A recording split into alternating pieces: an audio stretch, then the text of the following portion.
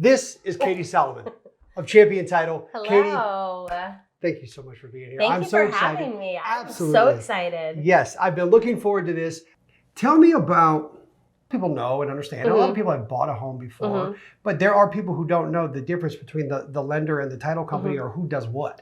So the lender, they're dealing with, I always kind of say it, when I'm especially explaining it to like new agents or something like that too, is like they're dealing with the money part of it as far as they're making sure that you are able to buy this home, right? They're the ones that are, pre-approvals, all of that. That's all your lender. And then on the title side, we're checking and making sure that there's nothing wrong with the home. We're doing the title search, we're doing all of that. And then ultimately, we deal with the county, we deal with all types of different situations. You're, figuring out, making sure that there's no liens, there's no this, there's no that. You have all on our side as well. And then really ultimately at the end of the day, your title company and your lender are going to come together and make sure that our numbers all balance out. So anything that, we're all sending back and forth, making sure that everything balances out. So we really work very closely also, with the lender and all of that too. We have really great lender relationships too. Because I do have that a lot where the lender will immediately reach out to me and say, who's your processor at the title company? But I don't get too much overlap after that. So do you all overlap throughout the whole closing process, or do you check in at the beginning, then you check in at the end to make sure everything balances, or is it throughout? We're checking throughout. I mean, anything I think pops sometimes up. I update both of you, and I may not need to. I think, honestly, though, I think at that point, I think a processor or anybody is just happy to have the updates and knowing that everyone's getting what they need. I think everyone would rather have all the information instead of missing something. So you're good on that. But, as far as with the lender and the title company, they're kind of keeping in touch with each other throughout the whole process. But really at that end, the end of the whole process, that's when they're balancing, making sure everything kind of looks good on both sides. Our attorney's reviewing, making sure that everything looks good for, closing in a couple days. And then we move forward from there. So really it's, the title company. And also just another little quick fact about title companies is people always think like, oh, my title company or the attorney is my attorney, my person representing me. But you always have to remember, we're there helping, working with the deal, but also you have to remember that a title company is actually representing the contract. Right. So, you know what I mean? And that's something that I feel like is always kind of something that can come out in certain situations is we can recommend that you speak to someone outside of in a real estate attorney. We can always recommend that kind of stuff, but there's certain things we can help with as far as contract questions, things like that with your clients and, with you and all of that. But really, ultimately, the title company is representing that contract. Right. Yeah.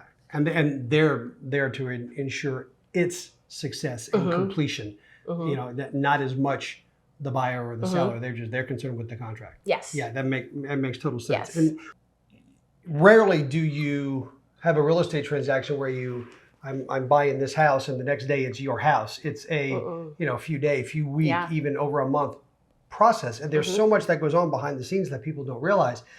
And so it's, I don't know, help me with the timeline if you can. So a contract goes and it immediately goes to the lender and it immediately goes to the title processor. And the way I understand it, the lender starts right away, because they've got to get loan estimates put together and appraisal ordered and all of that stuff done. And they have 24 to 48 hours to get started. When does things like title search and stuff, does that start right away? It starts pretty soon after things get rolling.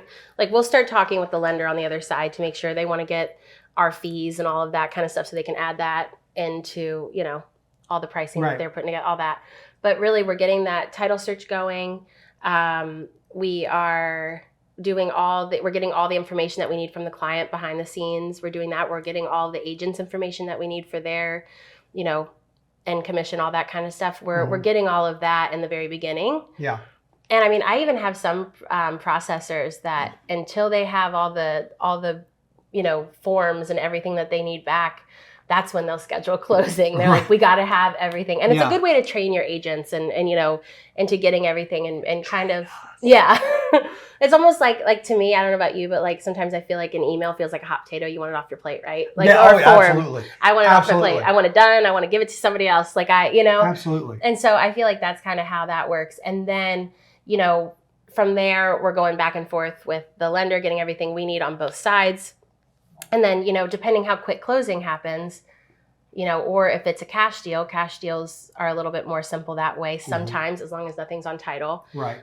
Different things like that, you know, it just really depends on how your, you know, loan is set up, all of that kind of stuff as far as how long it's going to take to close. Do you think it's getting more complicated? The more technology, the more advanced? You think the whole process is becoming more complicated or more mainstreamed? I think with the e-closings and e-notary, I think that has brought so much convenience to people. People that have either not been in the state or something at that moment to close, they've been able to do it all online.